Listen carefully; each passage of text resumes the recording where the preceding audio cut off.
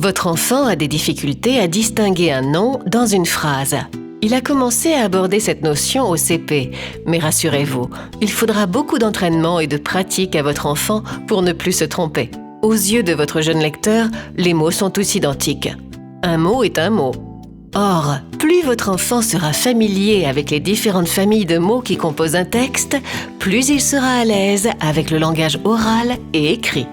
Si votre enfant n'a pas bien compris la notion de nom vue en classe, expliquez-la avec des exemples concrets. La famille des noms communs sert à désigner les choses, les objets autour de nous, voitures, maisons, tables, chaises, etc. Nommer des choses qui ne se voient pas, comme des émotions ou des sentiments.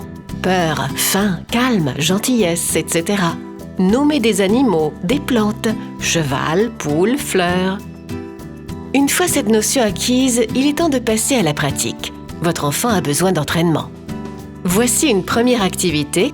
Listez le plus possible de noms de choses visibles dans votre cuisine, par exemple, au moment du repas, ou encore des noms d'animaux, de plantes ou de sentiments quand vous êtes dans la voiture pour passer le temps. Plus tard, vous pouvez compliquer les choses, toujours de manière ludique et orale, en ne cherchant que des noms d'animaux commençant par A, puis par B, ou de plantes ou encore de fruits, etc. Votre enfant se rendra vite compte que tout a un nom, car l'homme aime mettre des étiquettes sur tout. On pourrait d'ailleurs surnommer ces noms mots-étiquettes. Nous vous proposons ensuite une nouvelle activité, le jeu des mots-étiquettes. Cela consiste à mettre le maximum de post-it avec le nom écrit sur l'objet en question. Imaginez une couleur de post-it différente par joueur. Dans un temps limité, chaque joueur doit nommer le plus possible d'objets présents dans la pièce. À la fin du temps écoulé, on calcule le total des points, le nombre de noms trouvés. Votre enfant comprendra une fois de plus que ces noms sont très présents dans notre quotidien, qu'ils sont nombreux et ordinaires. Voilà pourquoi en grammaire, on les appelle les noms communs.